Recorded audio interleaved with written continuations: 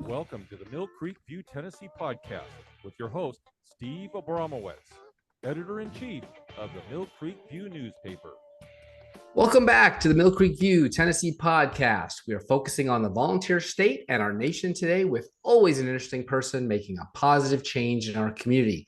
This time, special guest, Andy Erwin. But first, for more information about the Mill Creek View podcast, visit us anywhere you get your podcasts and socials at Mill Creek View, Tennessee. While you're there, please subscribe. Hey,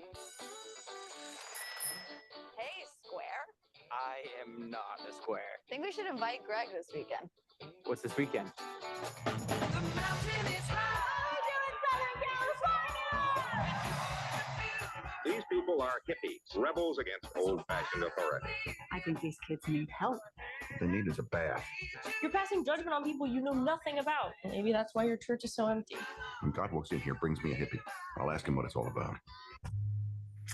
Welcome to our People in News episode, where I interview people who are making an impact and are lovers of truth. Today, we are talking with Andy Erwin.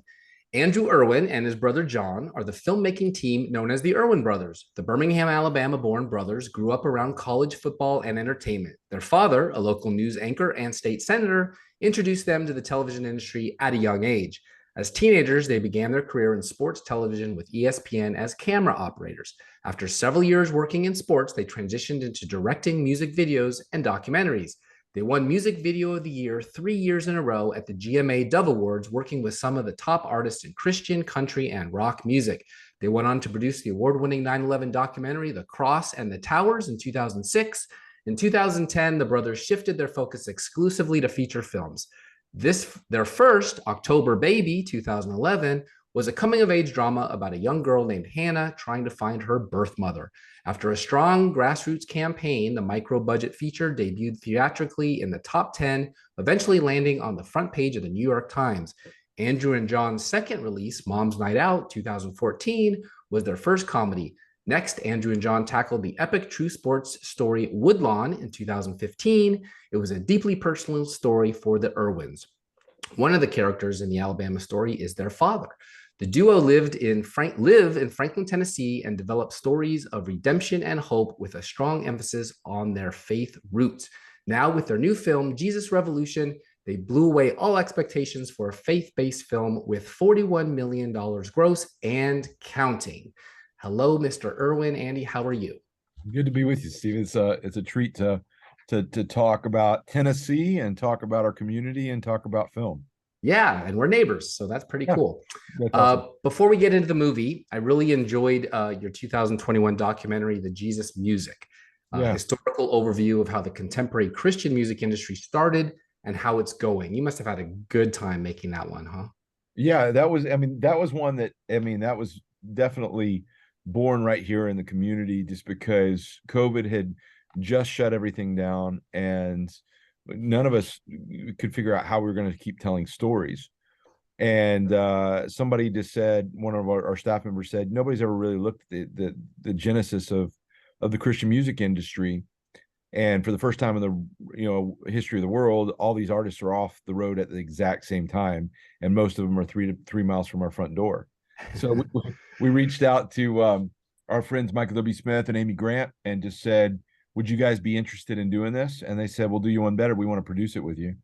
And next thing you know, we were 100 interviews deep in this documentary that just became a labor of love, and kind of tracing the origin back to the early 70s and back to the Jesus Revolution. And so it's definitely interconnected. It was kind of a love letter to kind of start things off. But I love telling that story. It was something I just think allowed a lot of these artists that have to be on a pedestal so much of their career to allow them to be seen as human beings and see the struggle behind their music. Yeah, and I think you can see that on Netflix, right? Or where is it? It's on Hulu. Hulu, right? Sorry, Hulu. And you said, quote you, "This documentary is our love letter to Christian music because it's what shaped our careers as kids from Birmingham that tried hard to get people to take a chance on us. The first one to do that was Michael W. Smith. He came along and let us do a video for one of his songs, How to Say Goodbye. We filmed it all in Birmingham. Amy Grant gave us a shot at doing one of her videos. That led to us being music video directors for years. She's awesome. That's me now saying that. Married to Vince Gill, Opry Yep. legend. Nice love story. Do you still keep in touch with her? Yeah, Amy's still a dear friend. We did a movie, kind of our breakout movie after Woodlawn was a movie called I Can Only Imagine. Yeah. And when we were in the middle of kind of figuring out if that was a story we wanted to tell, I was doing a radio interview and somebody said off the air, have you, what are you looking at next? And I said, Bart Miller's story, the story of I Can Only Imagine. And he said, oh my gosh, I was at the Ryman that night when Amy Grant pulled him up on stage and gave him his song back. It's the most magic night of music I've ever seen. I was like, whoa, I don't know this story. So I called Bart and I was like, did this happen? He's like, yeah, I forgot to tell you, that's my most magic night of my life. I was like, well, lead off with that story. That's the movie. And then I called Amy and I said, Amy, did this happen? She said, yeah. And I said, can I use it? And she said, does it help Bart? I was like, it makes a better movie. She's like, then use it. And so one of the treats for us is we had a big premiere for that film at the Skirmerhorn, where they have the symphony here in Nashville. And at the Skirmerhorn, they had about 3,000 people in the audience. And we got to kind of allow Amy Grant and Bart Miller to kind of get up together and take a bow, and just for the city to remember that she's one of our finest. That's And, great. So the movie is I Can Only Imagine, grossed 86 million with a budget of 7 million. That's a 1,100% return. Avengers cost 220 million and grossed 1.5 billion, only 500%. Better deal for investors with you guys. It was definitely a Cinderella story. It was one of those where we took a chance on a story that we believed in, and it could have been an epic failure, but it just connected with a moment. It's actually the 5-year anniversary of it releasing. It was March the 16th, 5 years ago. And so we're at that 5-year anniversary. But when it came out, it just made a lot of noise and connected. And that's what allowed us to start our long-term deal at our parent company, Lionsgate. And we've had a good fun run since then. So yeah, I want to get into those guys too, but not all brothers get along, work together so well as you and John into adulthood and building your Kingdom Story company. How is your working relationship with all the stresses? With any brother relationship, it's highly dysfunctional. It's family. I remember when we were doing a movie with Sean Astin, and we were doing this driving scene, and he's in the front seat, and we're trying to kind of drive away from this thunderstorm that's coming because we want to keep rolling, and it's starting to rain. And I'm saying, hey, let's turn left. And then John's like, no, let's turn right. And finally, Sean Astin just stops the car and looks in the back seat, and it said, well, I'm not moving this vehicle until Cain and Abel in the back seat stop arguing. And so, there's friction with respect. It's there's just a necessary amount of friction to creating art. And I think family relationships have a way of jarring that creativity. And so John sees a story from one perspective, I see it from another, but it's been amazing. We've worked together for 25 years of our life, and it's been a great journey to kind of making the stories that we want to see. All must come from a place of love, of course. So now y'all made history with Jesus Revolution.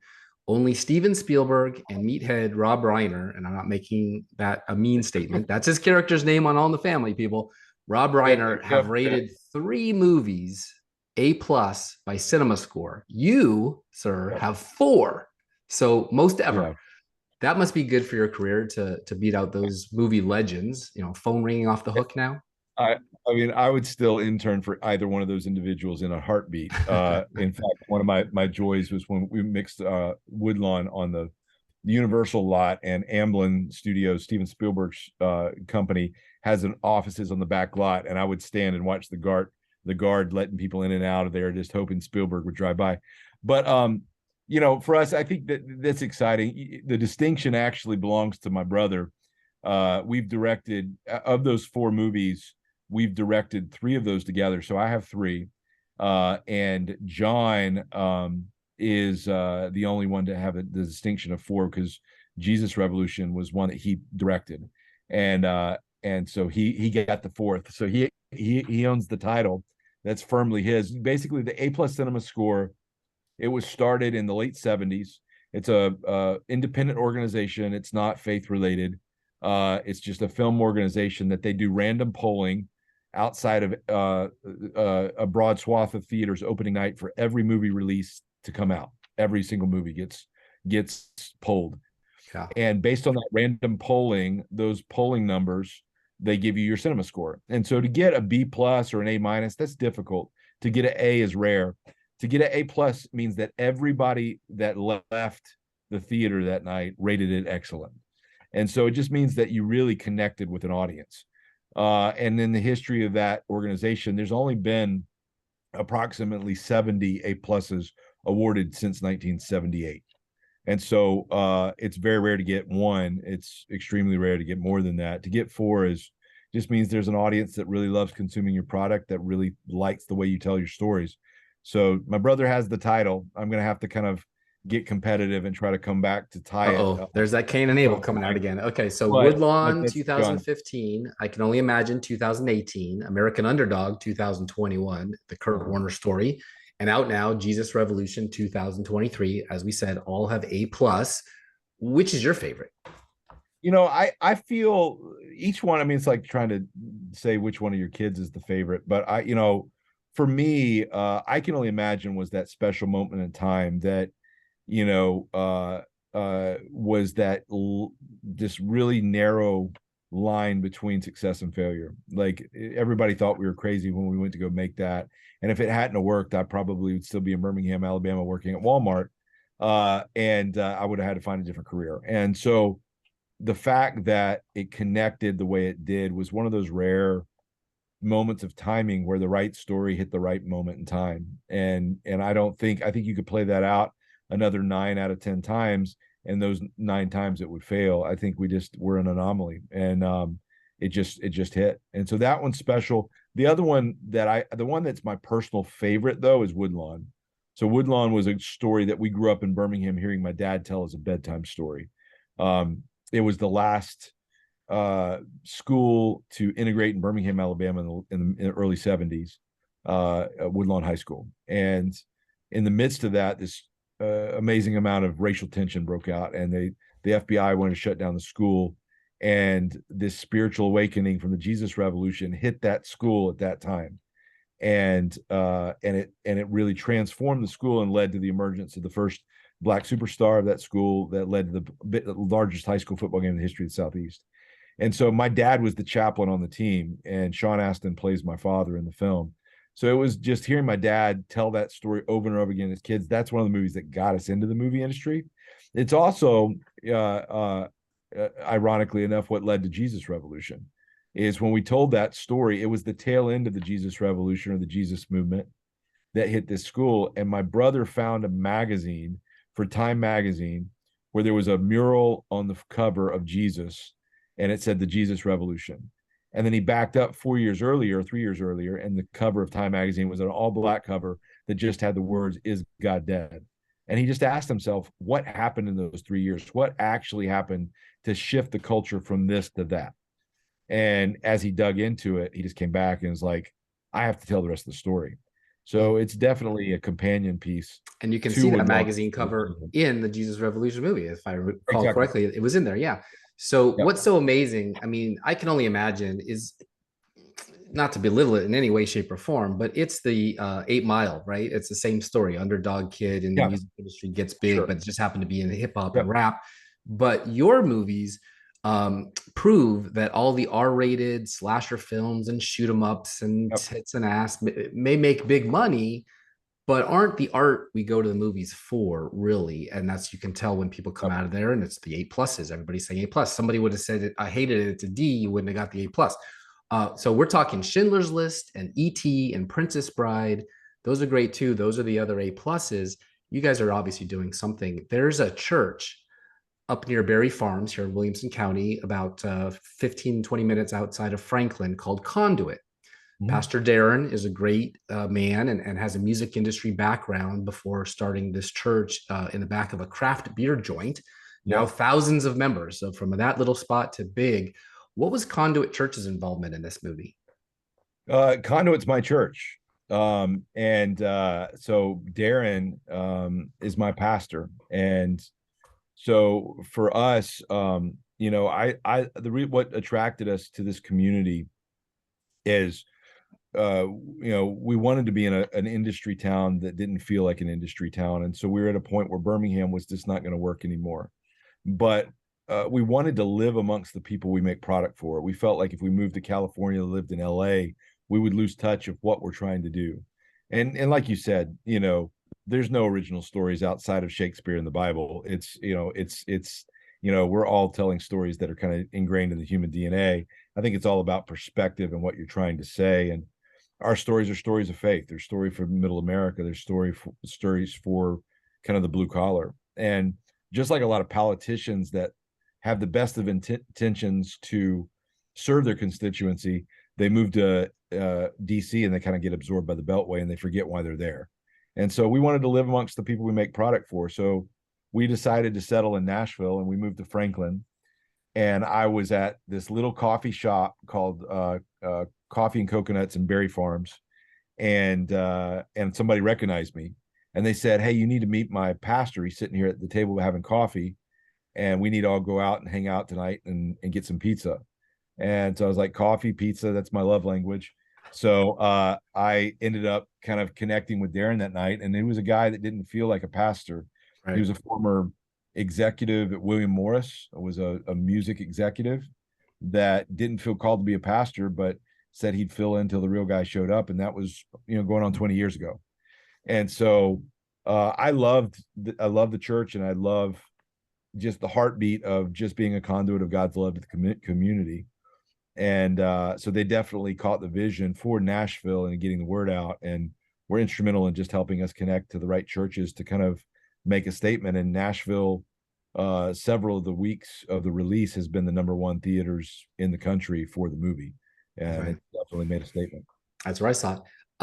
So you had a choice, obviously, in Alabama. You could have gone to Hollywood, which you just explained very clearly, but Georgia is a big tax break, movie making, Disney, Marvel, blockbuster place. You chose someplace that at the time was not on the map for, now we call it Hollywood East, but not then. So what did you see that made it all the more? And you get a lot of extras from here, don't you? Yeah, we there's a lot that, like, our background, like we've talked about, was music and music videos.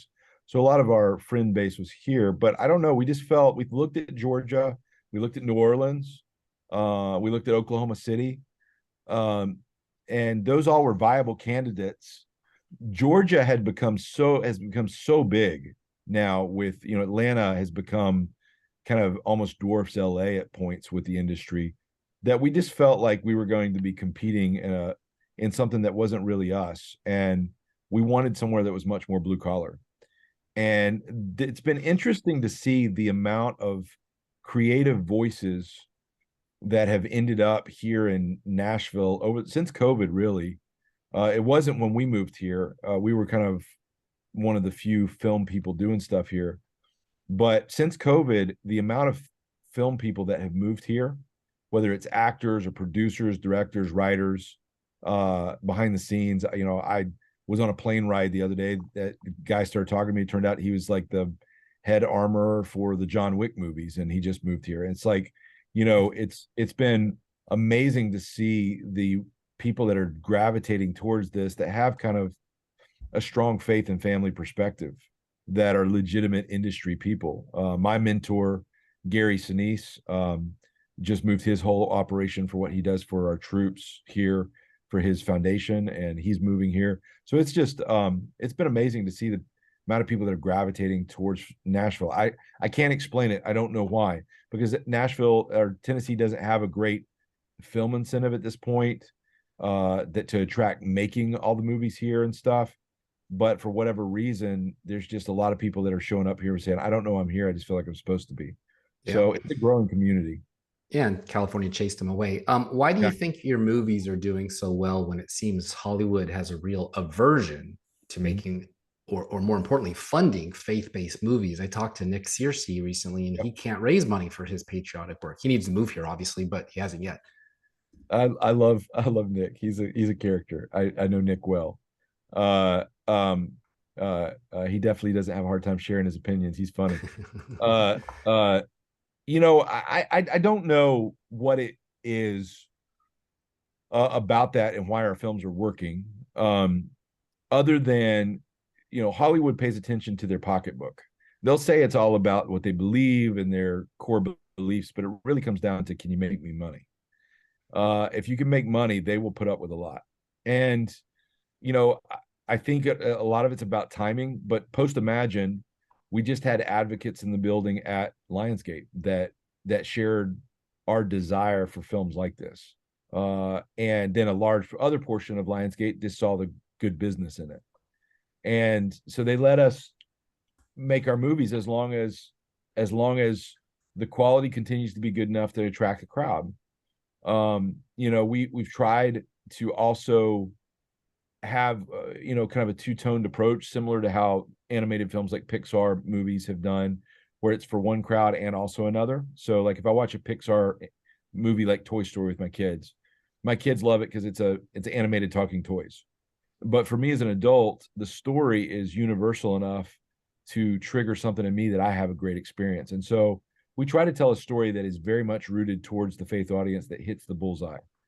But then we try to find stories that are universally relatable to people outside of that, that are kind of benevolent skeptics. So if you look at like a movie like I Can Only Imagine, it is very much a faith-centric story about redemption, second chances, those type things. But the universal overlay, it's a father-son story. And so a father-son story will connect with you no matter what your point of view is. So we just look for stories that kind of check both boxes, and some movies connect and find an audience and some ones don't. Some timing doesn't work. We had a movie that came out the day that COVID shut down theaters. There's things that you can't control, but with a movie like Jesus Revolution heading towards $50 million, is wildly profitable for Lionsgate. It's their most profitable movie since 2019. Now John Wick is going to take that title away from us next week for sure, because Lionsgate's going to win in a big way with them. But up until this point, it's their most profitable film they've had in almost 4 years. Yeah. So my favorite movies come from Lionsgate. So yeah, you're with a good team. Yeah, there's a good team. But they I think that, when a movie like this does that, they come back and say, let's make 5 more.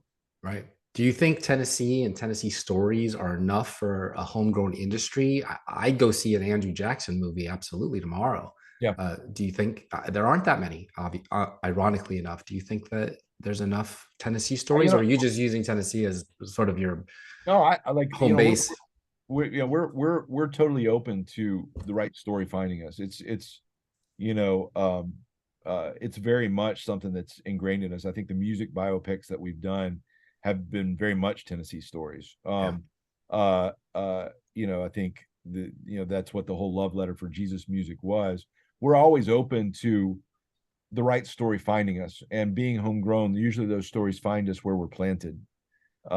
And so absolutely the desire, and like I've talked to several other people, like I spent some time with country music star Walker Hayes, hearing his story the other day. Man, what a story that guy has. Yeah, I'd love to see a Loretta Lynn, Dolly Parton biopic or something of that nature. Yeah. Dolly Parton would be the holy grail for sure, for sure.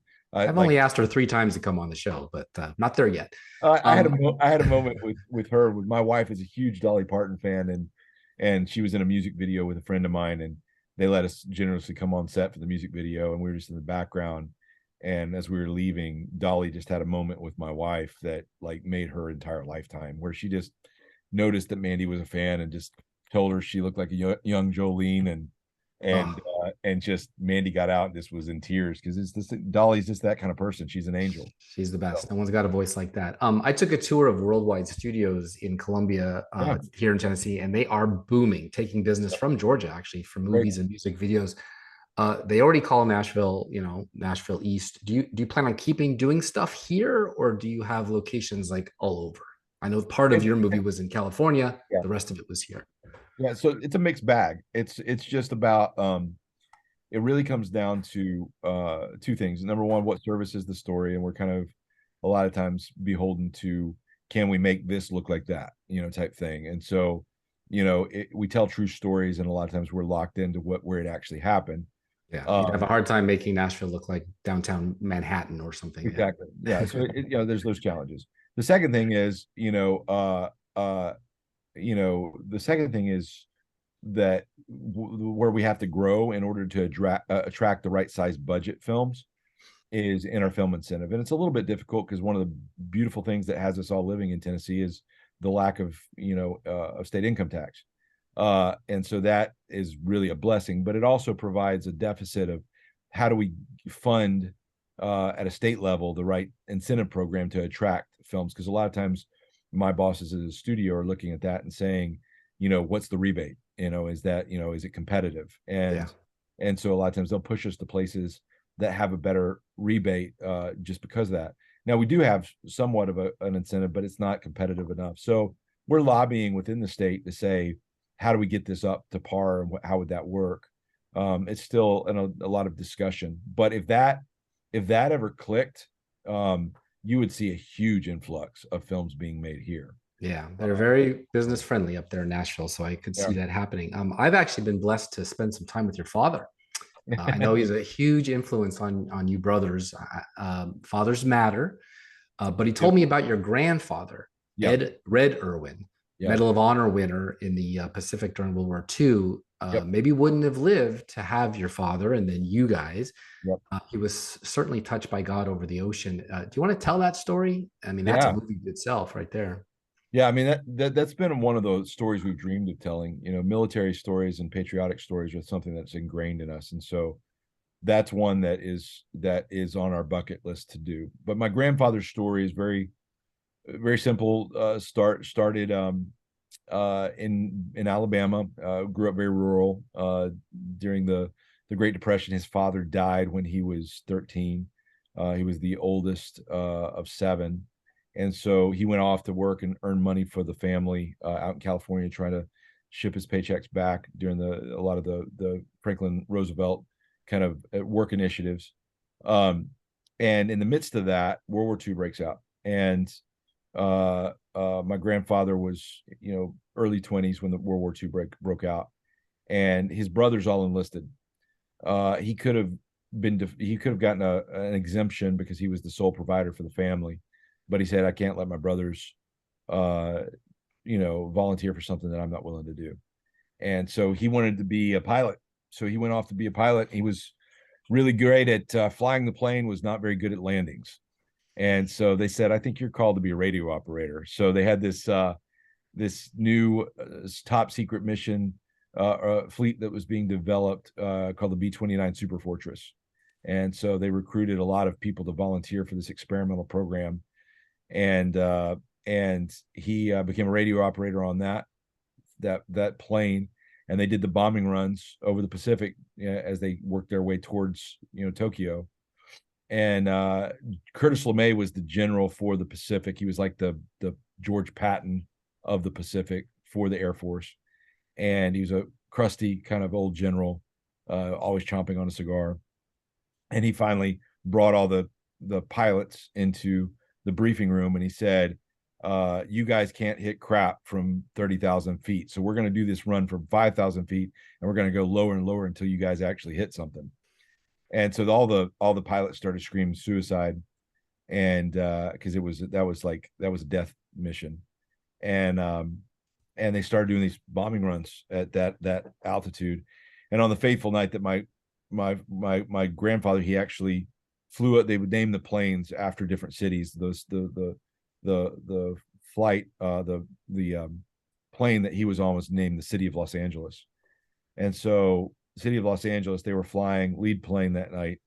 And my granddad's job was to shoot a phosphorus bomb out of the bomb bay, and it would explode and have color smoke that would go everywhere, and it'd signal the other planes where to start the bombing mission. And bomb goes off, hits a air pocket or a flak, and that air burst it back into the plane, shot it in the plane. A phosphorus bomb burns at 2,000 degrees Celsius, so it instantly starts melting through the metal of the floor, fills the plane with red smoke, and is burning its way to the bomb bay below. So my granddad was blinded by it, on fire, and he said that he knew he was a dead man, but he just said a little prayer and said, God, you got to help me. And the plane pitched, and when it did, the bomb rolled to him. And he just said, it's either me or my whole crew of 12 people. So he picked up the bomb like a football and made his way from the back of the plane to the front. I've walked that plane. I've walked the route. And it's an impressive route to make it with something burning into your body like that. Permanently seared his arm in kind of this position. And his hand was so hot that he caught it on the navigator table with his other hand, and it actually burned an imprint of his hand into the navigator table. Made his way to the front of the plane, and planes coming into it out of a dive at 5,000 feet. So it was at several hundred feet when they threw the bomb out, sucked the smoke out of the plane, and they pulled out of the dive at several hundred feet. And at that time, they had a thing that you couldn't turn back for any man. But the colonel, Colonel Strauss, was on that flight, and he said, "I want this boy to have the Medal of Honor before he dies." So he risked court martial and turned the flight around, handed over the mission to the next plane, got home, and he typed up, when he got back, he typed up the commendation for the Medal of Honor for my grandfather. That night, slid it under Curtis LeMay's door and woke him up. And Curtis LeMay saw it and said, "This boy needs the medal." That day, Franklin Roosevelt had died. Harry Truman had become the president. And the first thing to end up on Harry Truman's desk was this citation, typically a citation for the Medal of Honor. And it's earned, not awarded. Usually the citation takes years, sometimes, sometimes decades to get voted on by Congress. But Harry Truman pushed it through Congress, and gave it to my grandfather 8 days after.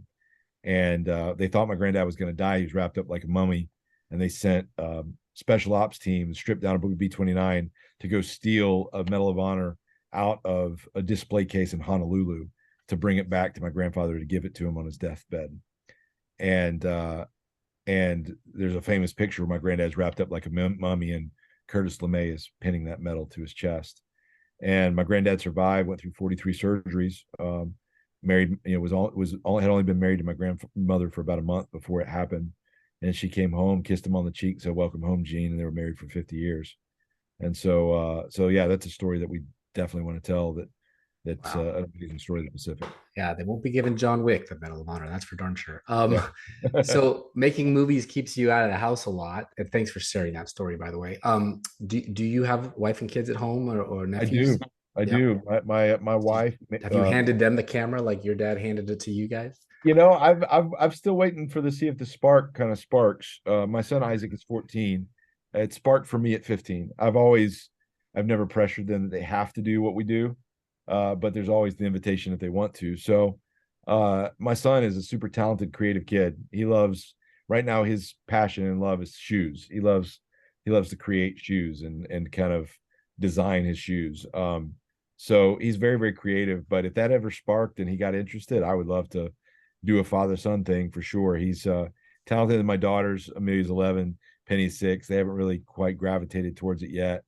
But yeah, I would love to invite them in at any point that they show interest. Very cool. Let me quote you again. You wrote, "Our focus is still firmly rooted within the church, but it's focused. And so our goal is to reach out beyond the church walls to engage a generation that's walking away from the church as an introduction to Christianity." It's definitely serendipity that leading up to your theater release, we had a revival breakout in Kentucky at Ashbury College and 40 other schools now. You can't buy that kind of promotion, but pretty amazing. Your movie and the kids coming to Jesus happened at the same time you're telling that story, don't you think? Yeah, absolutely. People kept saying, "What did you have to pay for that kind of promotion?" And I said, "We're not smart enough." And I'm really glad that it started before our movie, because I think at the end of the day, God was already doing something. Yeah. And we can't take credit for it. And No. We just got to come along and harmonize with it. So the interesting thing is the story that we tell of the Jesus revolution and what happened in the 70s with these hippie kids that had a revival break out. It started in two places. It started at an intersection of two streets in San Francisco called Haight-Ashbury. And so it started there and then swept the West Coast. And then it also started simultaneously, not connected, at Asbury College in Kentucky. Right. So 50 years later, for that to spark again at that same college, and then to spread to college campuses all across the country, and then for it to be in harmonization with the story that we were already kind of release, it was definitely just a testament that there's an undercurrent that of wanting to experience something like this again. And so we do try to reach out beyond the church walls. Our films are focused on, on definitely servicing the faith audience, but our core person that we try to connect with is, who we call a benevolent skeptic. It's somebody that they're not hostile towards Christianity, but they're benign to it. And, with an introduction through a power of somebody's true life testimony, to try to experience and understand somebody else's redemption story. And in the midst of that, there's an opportunity as their defenses go down for them to kind of ask more questions. And that allows the church to connect with that crowd. And so it's been really exciting to see that process happening, because it's what we're built for. Yeah. So we had a person on here just last week, J. Warner Wallace, who's a crime scene investigator, wrote the book Person of Interest about Jesus Christ. And the most popular person of interest, he told us, in books, movies, music, even most famous people from science are Jesus followers, believers. Jesus has been with us 2023 years, obviously, and still interesting. Not just Mel Gibson's Passion, which was the top box office R-rated movie. I think Deadpool, which is also your Armory Friends movie, knocked it off. But anyway, maybe the sequel will blow that away. What's it going to take for Hollywood to make more of these? I think right now, ultimately the power of getting these films made is in the hands of the consumer. For every person that decided to come out and buy a ticket to go to a theater to see Jesus Revolution, rather than just waiting till it's out on digital, every person that bought a ticket, they voted, and they voted loud and clear. And so as a result, our bosses at our studio that we work with, where they were doubting if the faith audience was ever going to come back, and if it had not done well, I think that this could have been a kind of game changer in the other direction. Because of the audience voting with their ticket, they're wanting us to do not just one more, but multiple more films, and willing to fund it. They fund it. They fund it for millions and millions of dollars per film. So that's because the consumer voted loud and clear of make these kind of movies. So if you want these kind of movies, support them and tell your friends about it. Get the word out, take groups. And the more tickets that are bought, the bigger opportunities there are for films like this. So it's firmly in the hands of the audience, and the audience is speaking loud and clear, at least at this moment.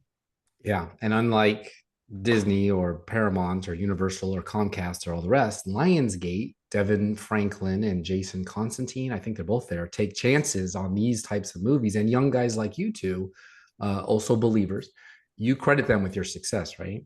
Oh, absolutely. So Jason Constantine has been in fact, I went over to his house opening weekend for the film, and we had one of the original copies of the Time magazine, The Jesus Revolution. And I took it to him and I gave it to him. And I just said, you've been at this company for 20 years as a believer and being a champion that these kind of films have an audience. And the reason why there's a film being released with Jesus in the title firmly traces its roots back to you. And so, I just really congratulated him on kind of the long tour of service. He's an executive that believed in it, and he fought for it. Devon Franklin has been at several different studios. He's actually in Jesus Revolution. He plays the Time magazine reporter in Jesus Revolution. Oh, yeah. But Devon, he disappears in the role. You don't even recognize him with the wig. But Devon, for years was at Sony, and he was an executive there before he went on to make Miracles from Heaven and Heaven is for Real and some other films like that. But Devon is one that we would go in and we'd sit down with and just pick his brain with and say, hey, how do we get this to work? So there has been a great heritage of filmmakers, whether it's the Kendricks in Georgia that have done War Room and Fireproof and movies like that. And then ultimately we all trace our roots back to Mel Gibson with The Passion of the Christ.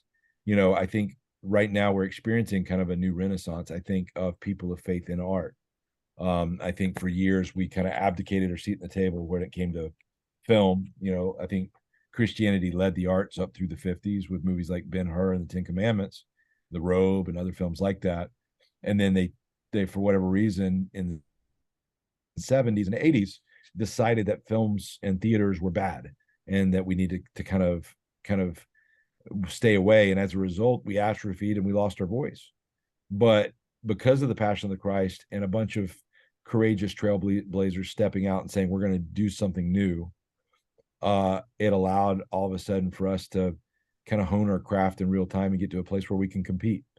And it's been exciting to see the audience have a legitimate outlet for something they don't have to be ashamed of or apologize for. And I think it's a treat of a rising tide lifts all boats, and it's a lot of individuals that deserve that credit. All right, I got just a few more minutes with you. Kelsey Grammer plays Pastor Chuck Smith and depicts the Christian movement in the late 60s and early 70s that spread across the United States, as we talked about. What was he like to work with, and did the Chuck Smith story teach you anything?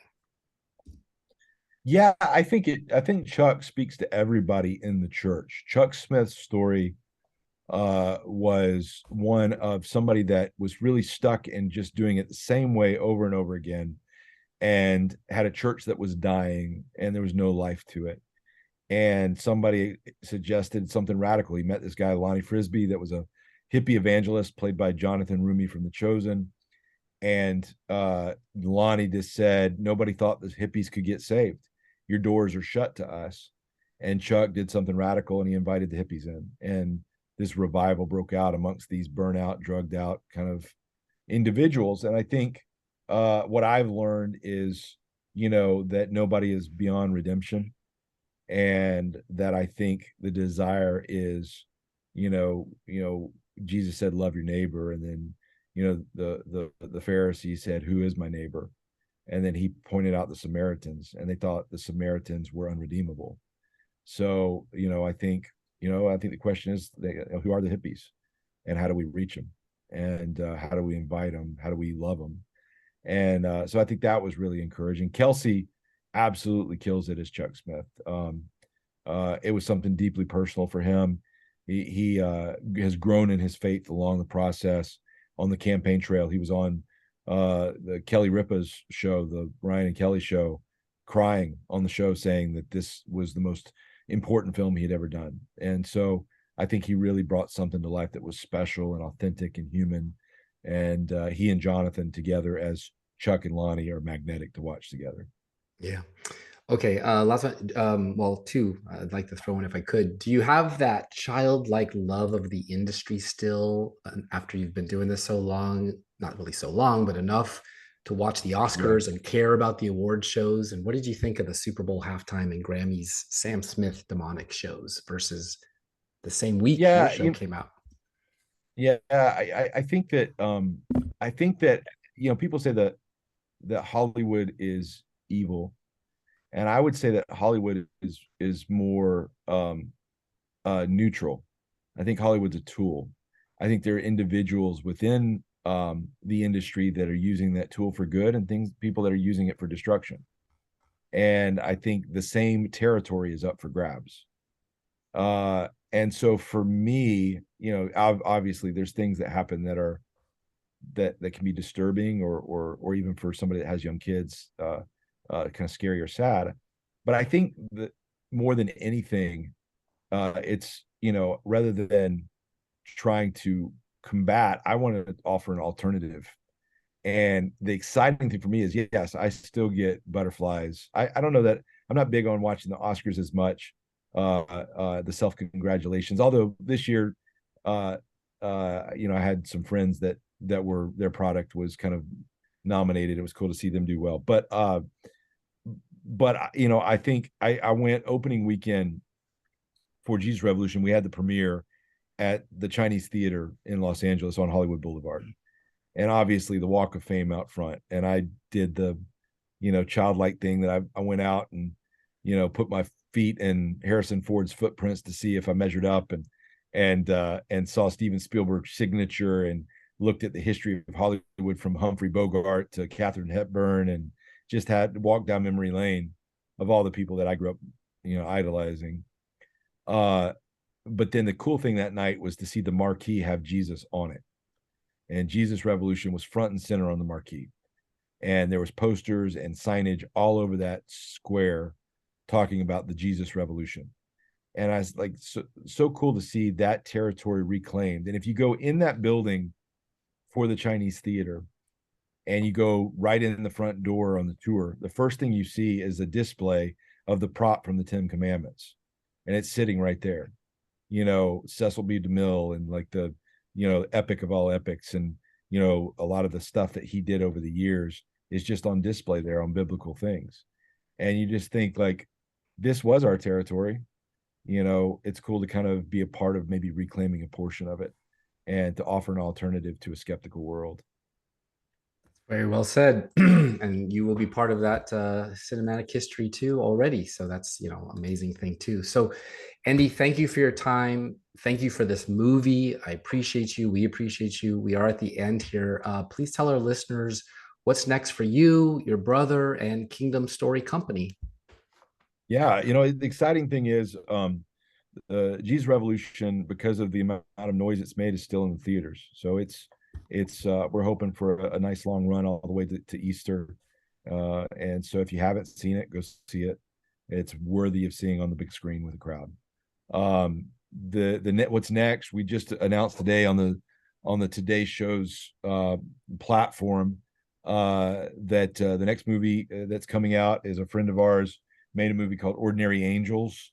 That's a true story that happened in Louisville, Kentucky, about a little girl that needed a liver transplant and the local church rallying around to get her to her flight during the biggest snowstorm in the history of Kentucky. And so that one is coming out in the fall, October the 13th. Stars two-time Oscar winner Hilary Swank, and then Alan Richardson from the Reacher series is in it with her. And so really excited about that. And then I'm working on a project right now called Fearless, based on the New York Times bestselling book about the redemption story of Navy SEAL Adam Brown. So working on that with screenwriter Jason Hall that wrote American Sniper. So we're working on the script for it, and hopefully that will be in production sooner rather than later. And stay tuned. Keep voting with your ticket and keep getting more films. Great. You'll be in our lives for a long time to come. I'm very thankful for that. So thanks for coming on again. I appreciate it.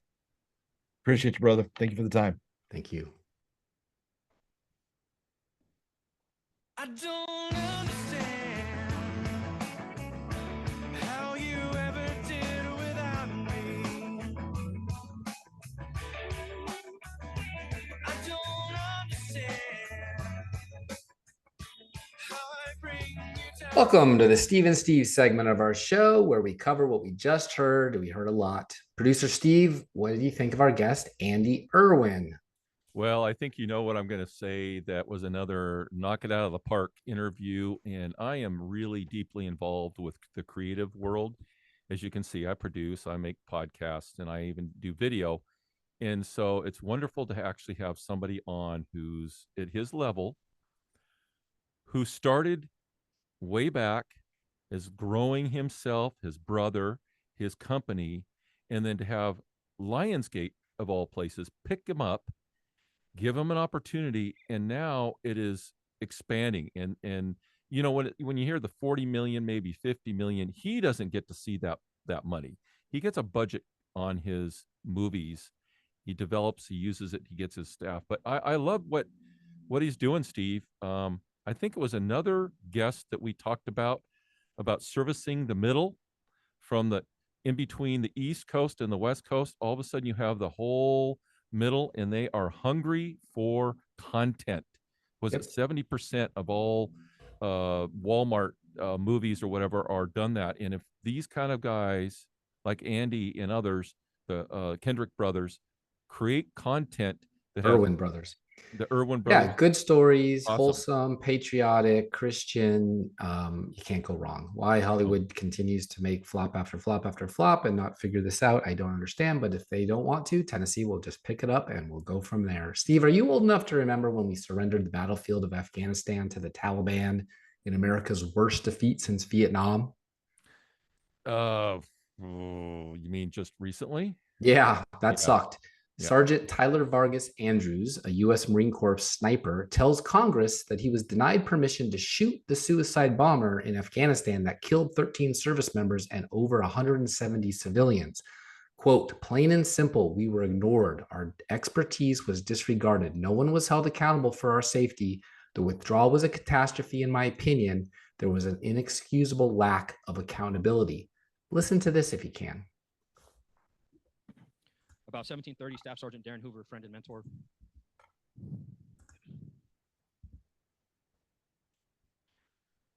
Came to get me from the tower to go help find an Afghan interpreter in the crowd.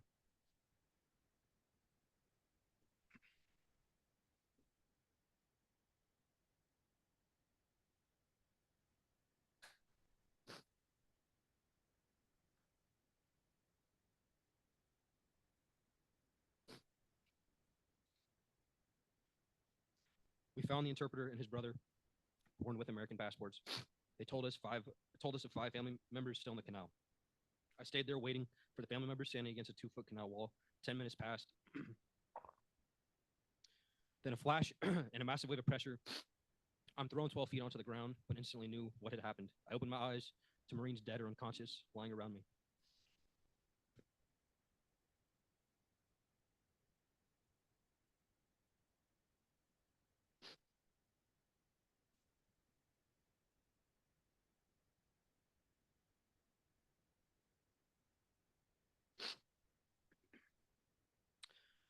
A crowd of hundreds immediately vanished in front of me, and my body was catastrophically wounded with 100 to 150 ball bearings now in it. Almost immediately, we started taking fire from the neighborhood, and I saw how injured I was with my right arm, completely shredded and unusable. I saw my lower abdomen soaked in blood.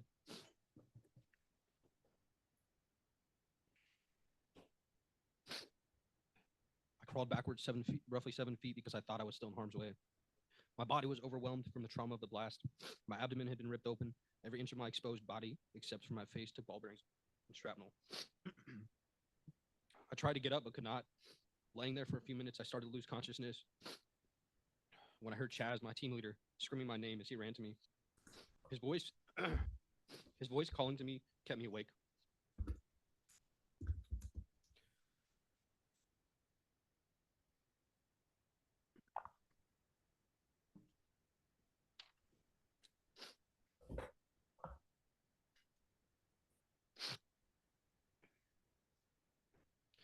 When he got to me, he dragged me to safety and immediately started triaging me, tying tourniquets on my limbs and doing anything he could to stop the bleeding and start plugging wounds with the help of the other Marines. I was awake through most of it, screaming, moaning, and cursing. I ask you to please ask me about getting shot at the tower in Abbey Gate and how no one wanted my report post-blast. Even NCIS and the FBI failed to interview me. Asked me to elaborate on my ordeal post-blast, and asked me about this one little girl and her family that I reunited. Our military members and veterans deserve our best because that is what we give to America. The withdrawal was a catastrophe, in my opinion, and there was an inexcusable lack of accountability and negligence. The 11 Marines, 1 sailor, and 1 soldier that were murdered that day have not been answered for. Thank you for giving me this opportunity. Hard to listen to. Permanent shame on our country that day. Could have been prevented. Sergeant Tyler Vargas Andrews lost his right arm and left leg in that explosion. Let's never forget. Steve, ever wonder how hard at work bankers, what we used to call masters of the universe, do all day, especially during a crisis? They love crisis because that's when they make money. Well, here's a peek inside Signature Bank, which just failed. I'm Scott Shea, chairman of Signature Bank, and it is a pleasure for me to welcome you to this multimedia, multicasted, multi-spatial meeting of the Pride Council. And I'm just thrilled that there are about 40 people in the room. I understand there are something like 190 people at watch parties. So hi to you all at the watch parties. The most common pronouns that folks are familiar with are she and he, becoming much more common. And I don't know if there's anyone in the Signature Bank world, but probably you have clients that use they, them as pronouns. They're gender neutral pronouns on purpose. We talked about folks that are non-binary that intentionally don't identify as male or female. So some of those folks use they, them as their pronouns. Z is another gender neutral pronoun. And the other part of that would be here, spelled H-I-R. And then there's some folks that say, don't use any pronouns for me, just use my name. So I use he, him as my pronouns, but I'll go through all of these to talk about what they would sound like if I used each one. You got me off guard there, Steve. Oh my gosh. What does that have to do with saving for retirement? Not much, but at least we know it was a woke bank. Okay. So it's a long way away. We don't even know who the candidate is yet, but the last president is still around. Here's a short clip. I like campaign promises. Steve does. Nice to play them back and see if they keep the promise. This is a good promise. Listen to this. And I will not give 1 penny to any school that has a vaccine mandate or a mask mandate from kindergarten through college. Kindergarten through college. Interesting. That would be NIH funds. We've talked about billions and billions. We'll see. Okay, back to the bank crisis. When Biden ran, he promised the adults would be back in the room. Well, Signature Bank obviously had not serious people at the top. That was the CEO, by the way. How about Joe Biden's top budget director, someone called Shalanda Young? What did she say yesterday? You can tell the American people this morning, because I think this has caused a lot of concern, that the U.S. banking system is safe and secure. I think the voice here is our Treasury Secretary, who is our lead and working with regulators. That's the appropriate person we should listen to here and who's tracking this the most closely. But again, what I will say is after the financial crisis, the reforms put in place have given regulators more tools, and our system is more resilient and the foundation stronger because of it. So you can tell the American people this morning. Unable to answer the most basic question about the U.S. banking system during an appearance on CNN, Shalanda Young punted the question to Janet Yellen, our Treasury Secretary, who is, you remember Tuesday's show, was down with a migraine. Wonderful leadership, right? And the good news. 3 more red states ditch voter data sharing collective as Trump rips fool's game for Republicans. All Republican governors should immediately pull out of ERIC, the terrible voter registration system that pumps the rolls for Democrats and does nothing to clean them up, Trump said. Florida, Missouri, and West Virginia this week followed Louisiana and Alabama in withdrawing from a multi-state data sharing partnership that facilitates voter registration and maintenance of voter rolls, citing unmet concerns over protecting voter information and partisan influence at the nonprofit. Damn right. Tennessee isn't in it. Washington is and invented it. Sorry, producer Steve, your voter information remains unprotected and under partisan Democratic influence. And a county in North California has terminated its contract with Dominion Voting Systems, a company that faces a barrage of election fraud conspiracy theories. The controversial decision has now left the county without a way to conduct elections.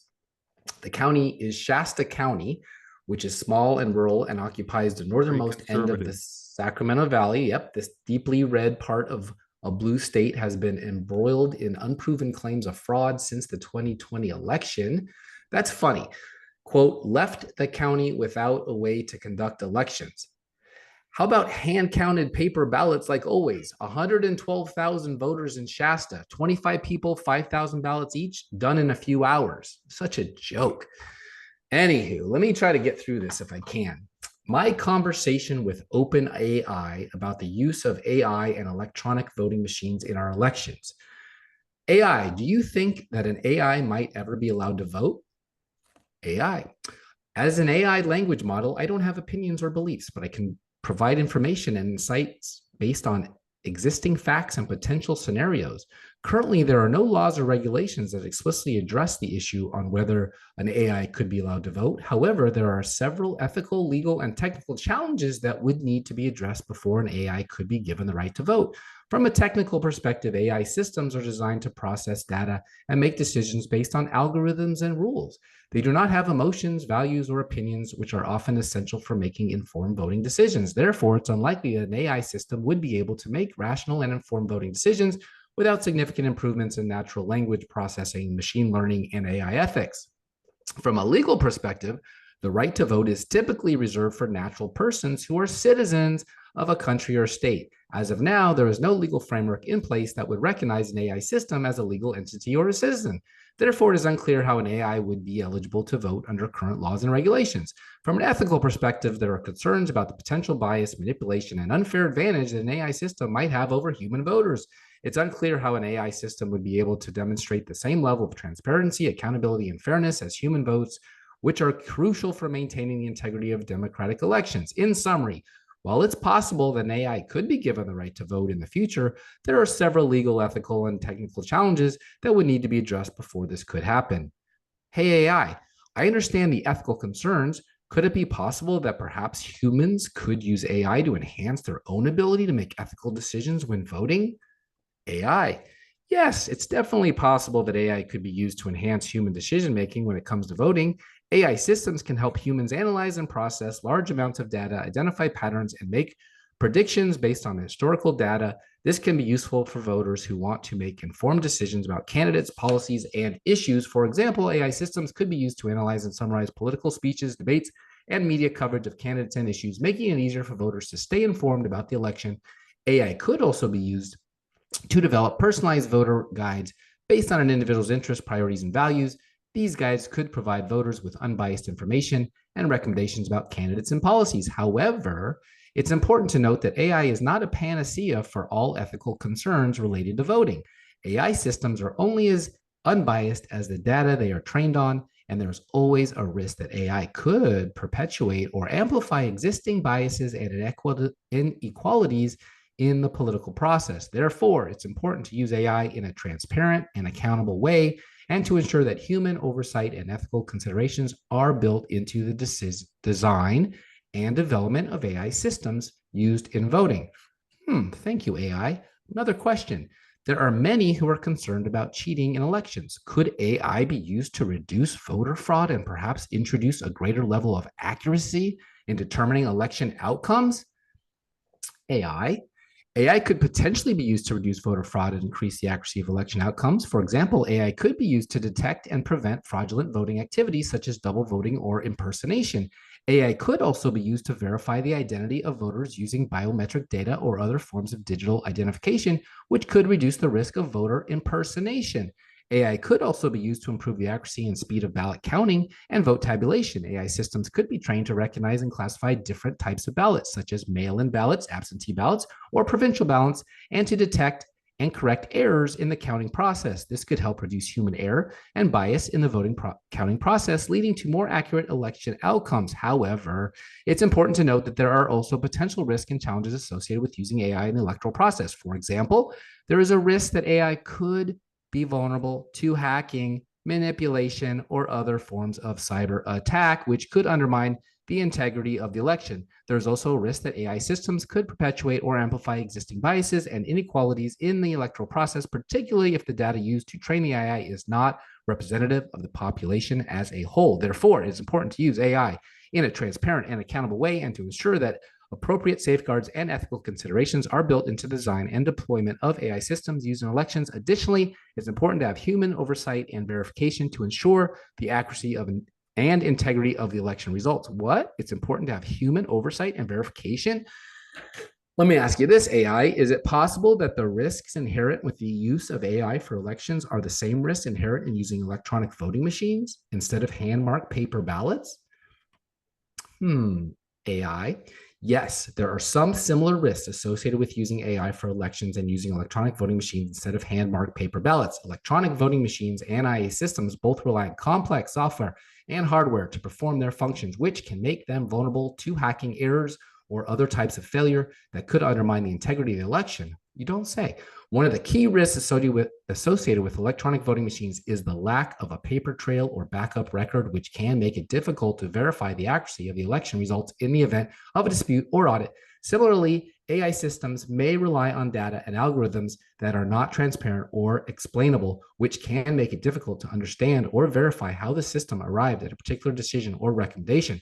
Both electronic voting machines and AI systems can also be vulnerable to manipulation or bias, particularly if the underlying data or algorithms are not properly vetted or audited. For example, electronic voting machines may be vulnerable to software or hardware manipulation that could alter or miscount votes, while AI systems may be vulnerable to bias or errors in the training data that could perpetuate or amplify existing biases and inequalities in the electoral process. Therefore, it's important to use caution when implementing electronic voting machines or AI systems in the electoral process, and to ensure that appropriate safeguards and ethical considerations are built into the design and deployment of these systems. Additionally, it's important to have transparency, accountability, and human oversight to ensure the accuracy and integrity of the election results. Thank you, AI. One more question. Considering that human oversight might reduce the risk of vote manipulation when using electronic voting machines or AI in the electoral process, would eliminating the use of electronic voting machines perhaps increase transparency and accountability in our elections? Hello, AI. Eliminating the use of electronic voting machines could potentially increase transparency and accountability in elections, especially if the machines are replaced with hand-marked ballots. Hand-marked paper ballots are often considered the gold standard for secure and transparent voting, as they provide a physical record of each vote that can be audited and recounted if necessary. With hand-marked paper ballots, voters can physically see and verify their selections, and poll workers can count and verify the votes in a transparent and auditable manner. This can help to build trust and confidence in the election process and reduce the risk of manipulation or errors in the vote counting process. However, it is important to note that hand-marked paper ballots are not immune to manipulation or errors. For example, there is a risk that ballots could be lost, stolen, or tampered with during the vote counting process. Additionally, hand-marked paper ballots may be more difficult to count and tabulate quickly and accurately, especially in large or complex elections. Therefore, it's important to use a combination of appropriate technology and human oversight to ensure the accuracy, transparency, and security of the election process. This could include using electronic systems to verify voter registrations, check for double voting, or assist voters with disabilities, while still relying on hand-marked paper ballots as the primary method for recording and verifying votes. Would you like to play a game? Thank you, AI. Terminator, I'll be back. Thank you, Gary Humble. He's the one who played the game with AI and proved the machines are bad. Stay tuned for my quote of the day.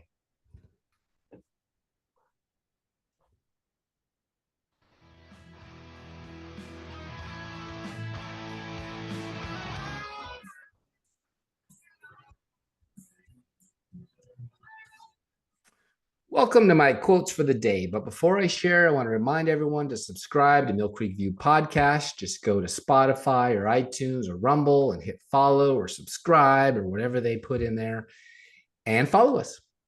While you're there, go ahead and leave a comment. I'll read it on air. And thank you for doing it.